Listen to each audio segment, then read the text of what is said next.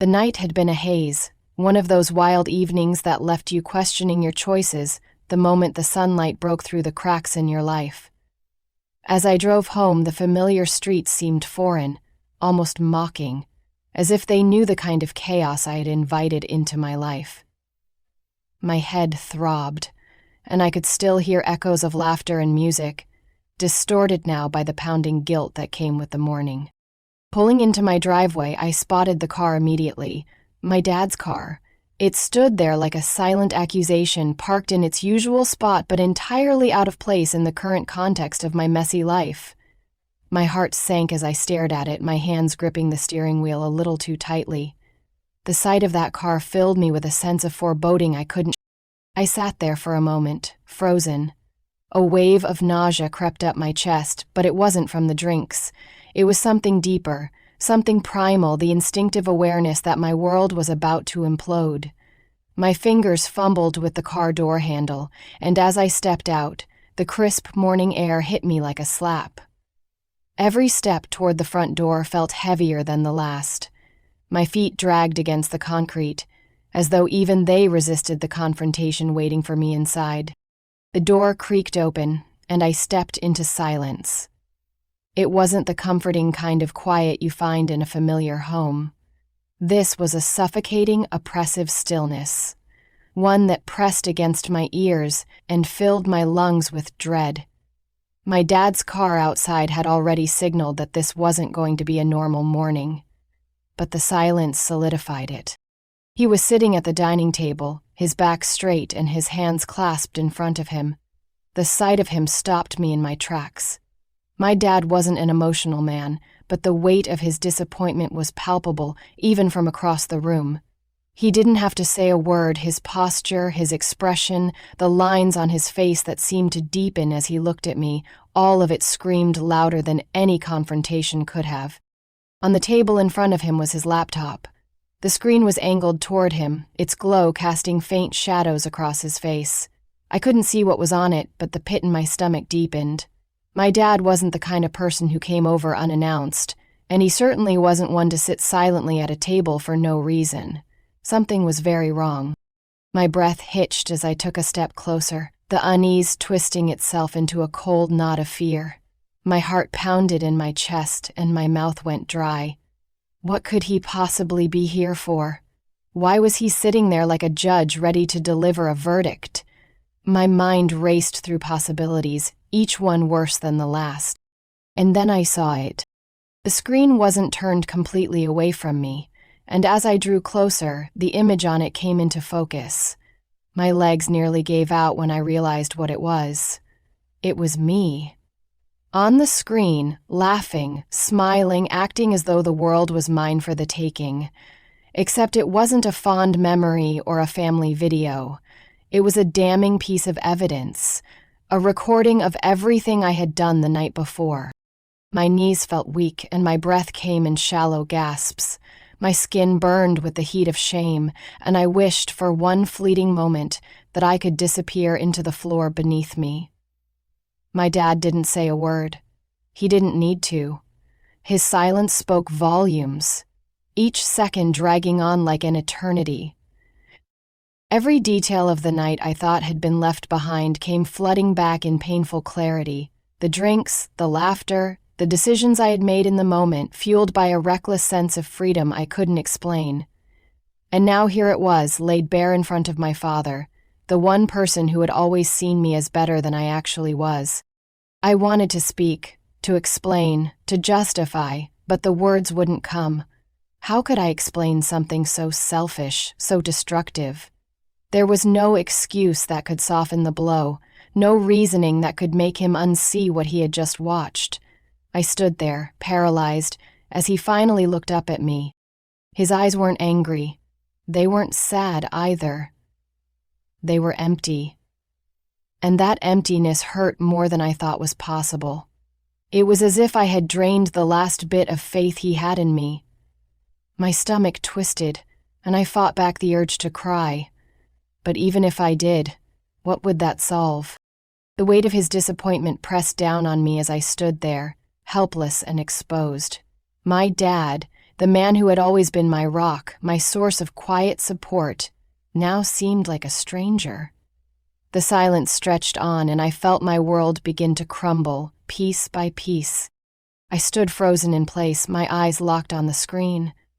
The video played on, its vibrant, damning imagery filling the space between my dad and me. My heart hammered against my ribcage, and my stomach churned violently as the reality of what I was seeing began to sink in. It wasn't just a snippet, a harmless moment out of context. It was everything. The entire night, the careless decisions, the indulgences, the betrayals laid out in raw, unforgiving detail. The camera didn't lie. There I was, laughing too loudly, leaning too close, and crossing every boundary I had promised never to breach.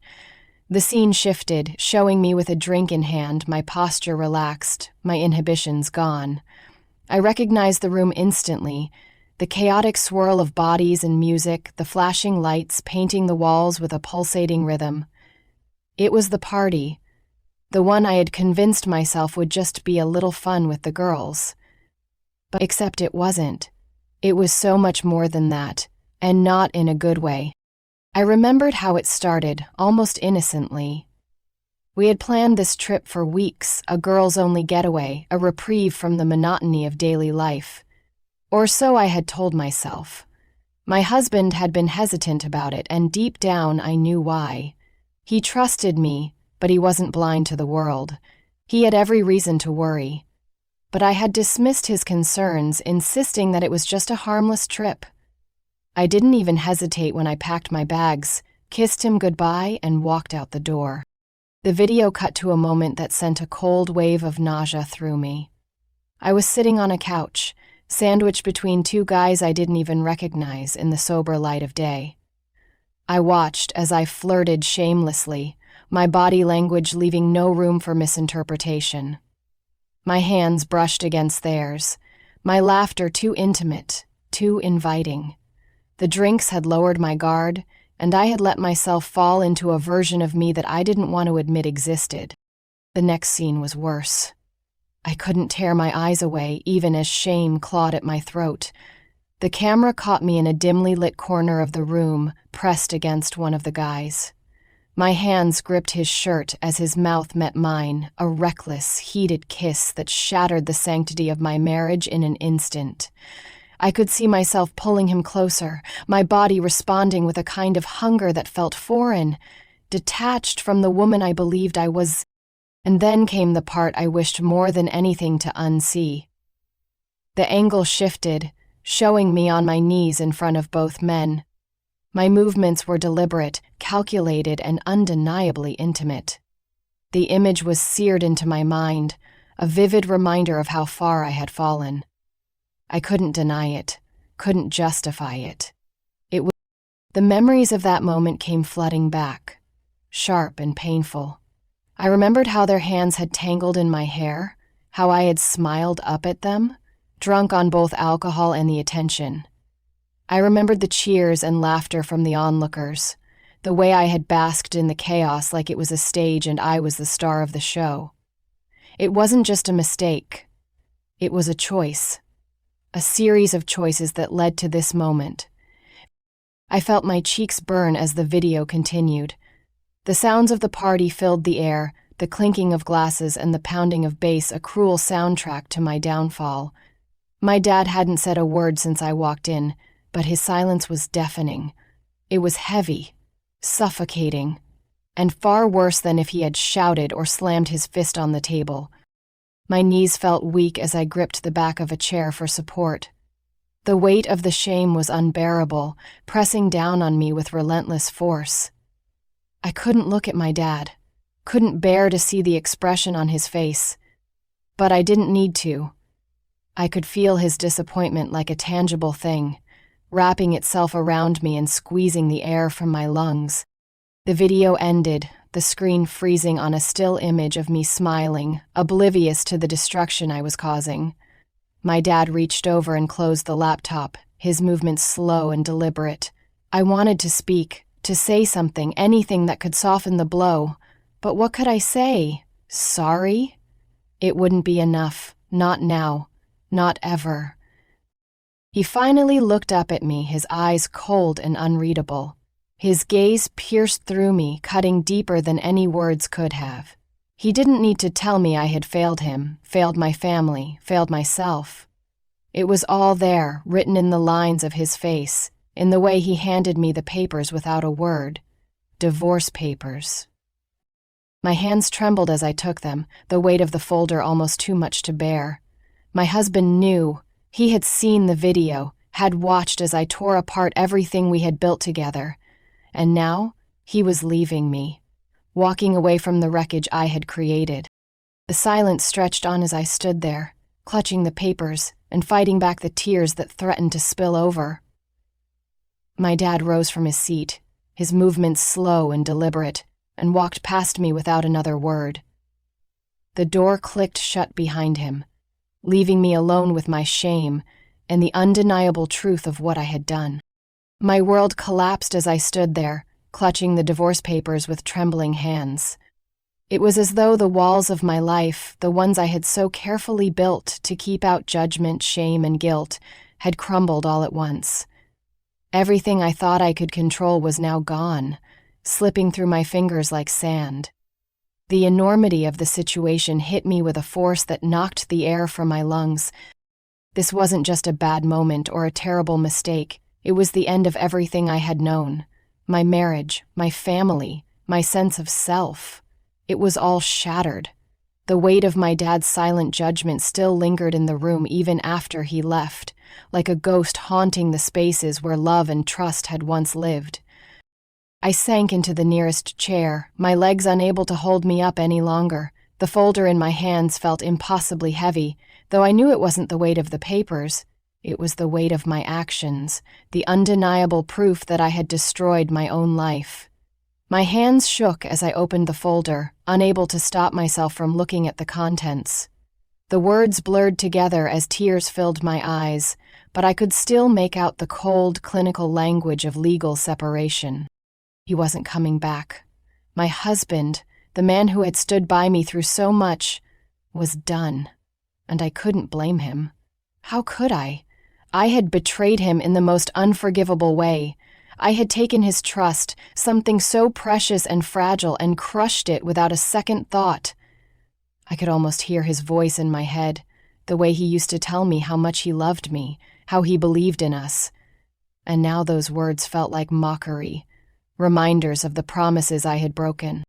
The room around me felt foreign, like it belonged to someone else. This was supposed to be our home, the place where we built our lives together. But now it was just a hollow shell, filled with memories that felt tainted. Every picture on the wall, every piece of furniture, every little detail screamed of the life we had shared, and I couldn't stop the flood of thoughts that rushed through my mind. Images of him finding out about the video, watching it for the first time, his face twisting with pain and betrayal. Had he cried?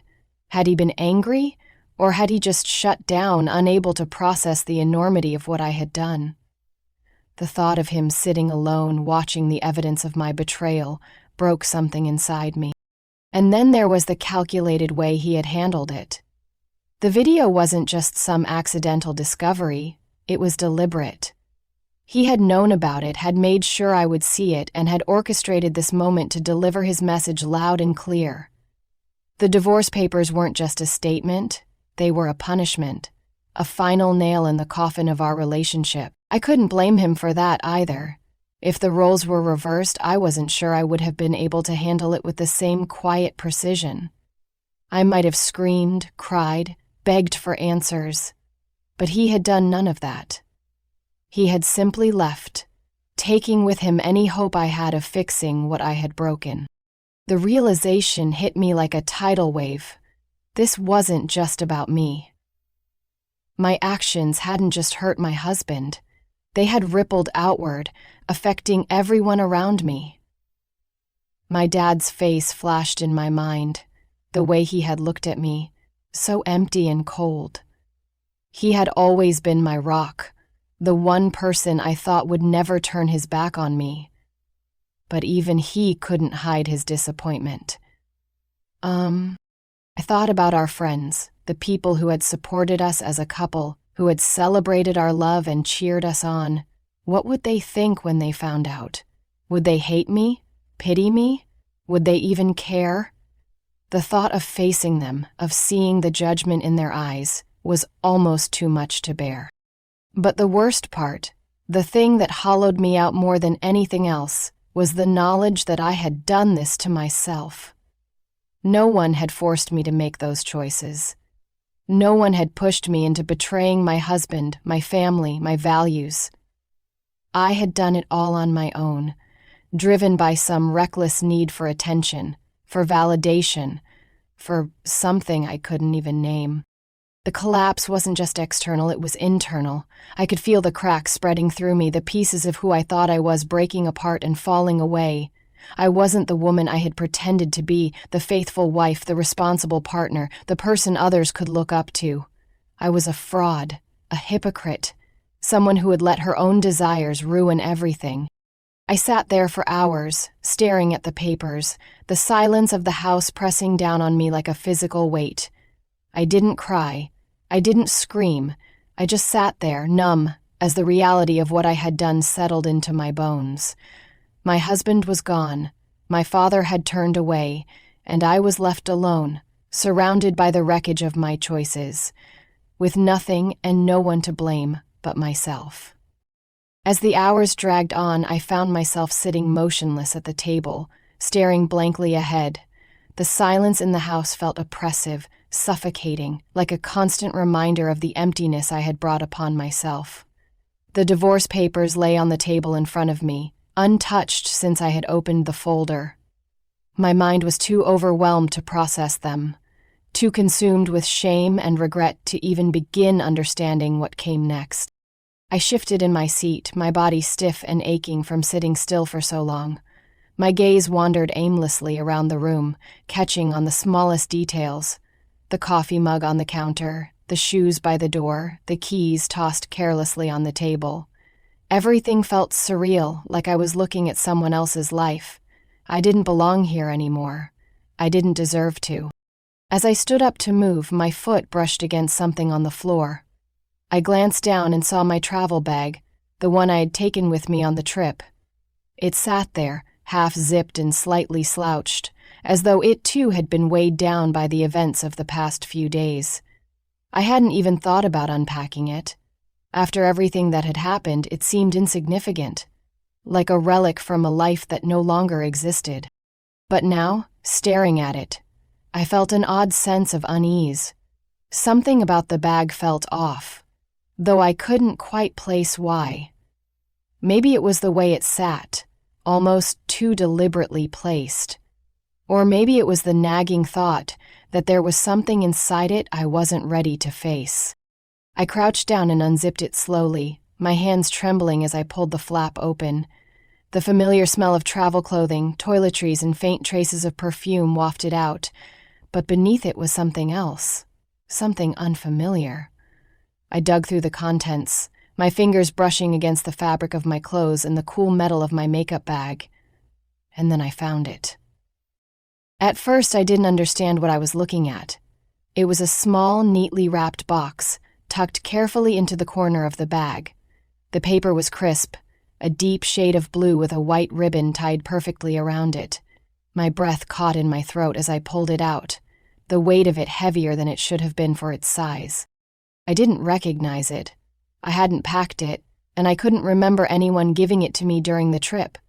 My hands shook as I turned it over, searching for some clue, some indication of what it was or where it had come from.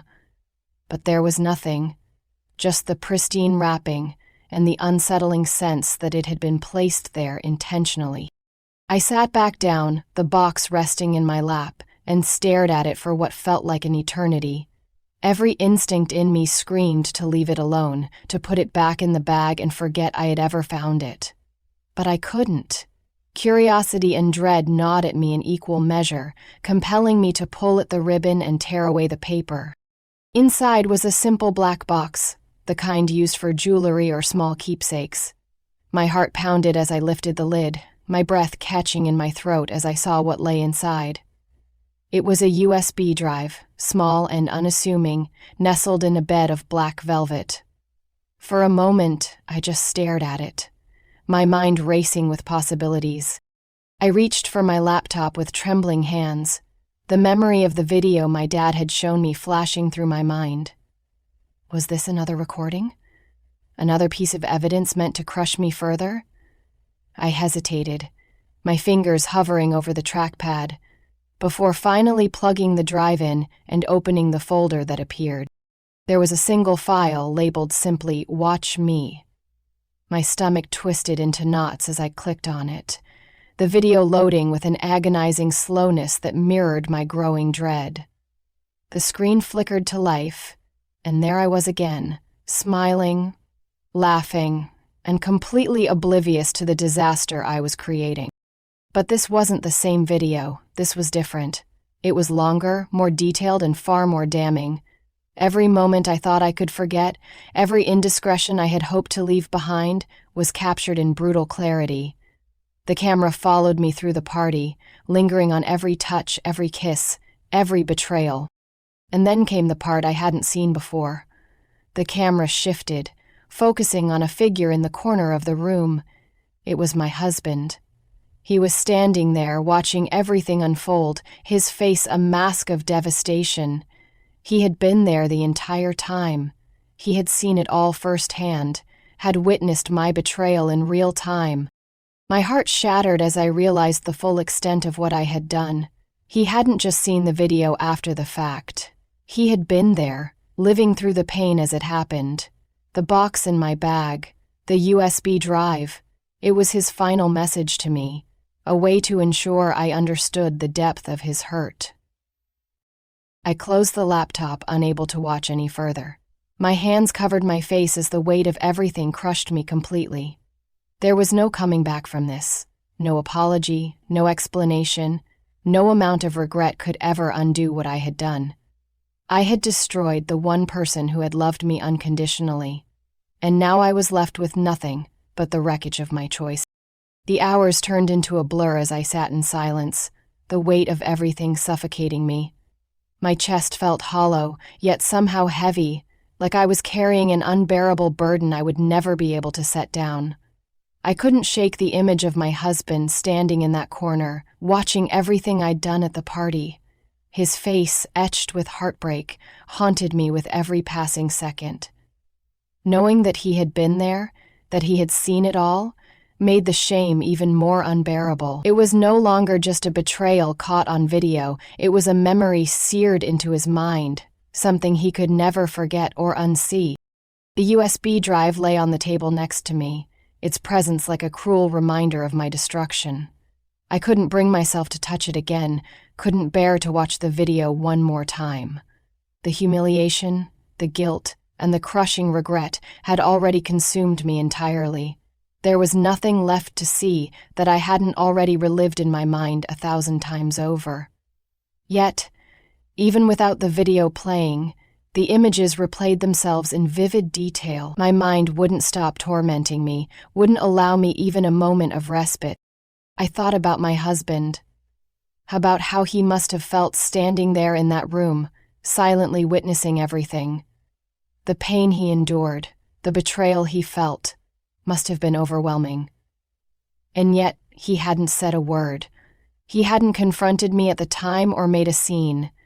He had waited, bottling up all that heartbreak, and delivered his response with calculated precision. The divorce papers, the USB drive, and the silence, it was his way of ensuring that I truly understood the gravity of what I had done. And I did. There was no escaping it, no pretending it wasn't real. I had ruined everything, and now I had to live with the consequences. I couldn't stop wondering how long he had known. Had he found out before the trip, or had he suspected something and decided to follow me? The thought of him watching, knowing, and waiting made my stomach churn. It was as if he had given me every opportunity to prove him wrong, to stay loyal, to honor our vows, and I had failed. Spectacularly, completely, irrevocably. The house felt colder than it ever had before, its emptiness pressing in on me from every corner. I couldn't escape the silence, the stillness, the overwhelming sense of loss. Everywhere I looked, I saw reminders of him, of us. The framed photos on the wall, the throw blanket we used to curl up under together, the scent of his cologne lingering faintly in the air. It all felt like a cruel joke now. These were the pieces of a life I had destroyed, reminders of a happiness I would never get back. I wandered through the house aimlessly, unable to sit still but too drained to do anything meaningful.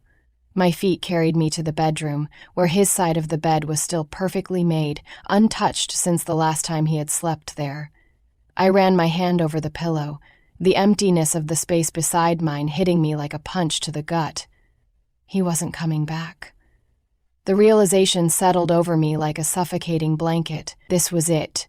This was my life now alone, filled with regret and haunted by the choices I had made. I sat on the edge of the bed, my gaze drifting to the closet. His clothes were gone. I hadn't even noticed before, but now it was glaringly obvious. The hangers on his side were empty, the absence of his things a stark reminder that he had already moved on, physically at least. The finality of it all sank in deeper. There was no room for reconciliation, no chance to fix what I had broken. He had made his decision, and I couldn't blame him for it. As I sat there, I thought about what came next. The divorce papers were waiting for my signature, but even signing them felt like too much to face. It was as if putting my name on that dotted line would be the final nail in the coffin, the official acknowledgement of my failure. But what choice did I have? He was gone, and there was no salvaging what I had. The enormity of my actions loomed over me like a dark cloud. I had betrayed not just my husband, but also myself. The person I had become at that party, the reckless and selfish version of me, was someone I didn't recognize and didn't want to be. Yet she was me. I couldn't separate myself from her, couldn't deny that I had made those choices, and now I had to live with the consequences. I picked up the divorce papers again, my hands shaking as I flipped through them. Each page felt heavier than the last, the words blurring together as tears filled my eyes. Signing them wouldn't just mean the end of my marriage. It would mean accepting that I had failed in the most profound way. But I knew I couldn't avoid it forever. This was my punishment, my penance for what I had done. As I sat there, pen in hand, the weight of everything pressed down on me harder than ever. There was no going back, no undoing the damage. All I could do now was face the wreckage of my life and try to figure out how to move forward. But in that moment, it felt impossible. The shame, the guilt, and the overwhelming sense of loss were too much to bear. I had no one to blame but myself, and that truth was the heaviest burden of all.